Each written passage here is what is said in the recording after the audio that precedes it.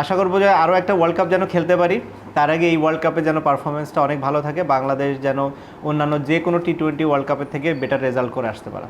আর আমার নামের পাশে আমি কিছু দেখতে চাই না, একটা জিনিসই চাই, যেন বাংলাদেশের হয়ে কন্ট্রিবিউট করতে পারে, এই ওয়ার্ল্ড কাপে যেন বাংলাদেশের হয়ে ভালো কিছু করতে পারে। অনেকেই বলেছেন যুক্তরাষ্ট্র সাকিব আল হাসানের সেকেন্ড হোম অ্যাডভান্টেজ কি পাবে দল? আমার সেকেন্ড হোম সেটা ঠিক আছে, হোম অ্যাডভান্টেজ পাবে কি না বলাটা মুশকিল, কিন্তু আমার মনে হয় পাবে। ওয়েস্ট ইন্ডিজ ও আমেরিকা দুইটা জায়গায়, এর আগে আমরা ফ্লোরিডাতে যখন খেলেছি তখনও বাংলাদেশ ভালো করেছে।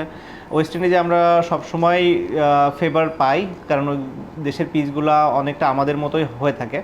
তো আমি আশা করছি যে দুই জায়গায় আমরা অ্যাডভান্টেজ পাবো। একজন সংসদ সদস্যের নাকি ক্রিকেটারের কাজটা কঠিন?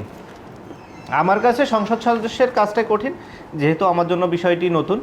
ক্রিকেট যেহেতু আমি প্রথম থেকে খেলে আসছি, আমার কাছে অনেক স্বাচ্ছন্দ্য লাগে ক্রিকেট খেলাটায়, যেহেতু ছোটোবেলা থেকেই এটার সাথে আমি জড়িত। সো আমার কাছে আপনি যদি বলেন অ্যান্সার দিতে, সংসদ সদস্য হওয়াটাই আমার কাছে মনে হয় একটু ডিফিকাল্ট।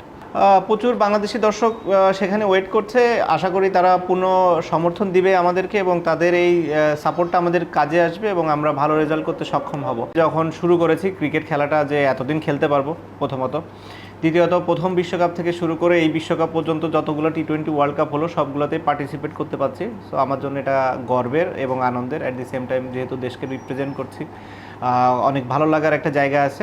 আমি আর রোহিত শর্মা হয়তো দি অনলি টু প্লেয়ার যারা এই সবগুলো টি-20 ওয়ার্ল্ড কাপ খেলেছে। টি-20 ক্রিকেটকে শুরু থেকে দেখছি, এখন তো এটাই প্রাইম এক ফরম্যাট হয়ে দাঁড়িয়েছে, এই পরিবর্তন কিভাবে দেখি আমি? পরিবর্তনটা দেখিয়ে হচ্ছে যে আমার কাছে মনে হয় ওয়ানডেরই এক্সটেন্ডেড ভার্সন, হয়তো কাটেল ওভার হলে যেটা হতো সেটাই।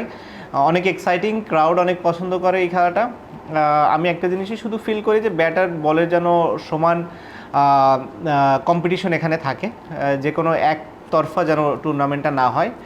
নর্মালি ওয়ার্ল্ড কাপগুলোতে কখনোই সেটা হয় না এবং আমি মনে করি এবারও একই রকম হবে।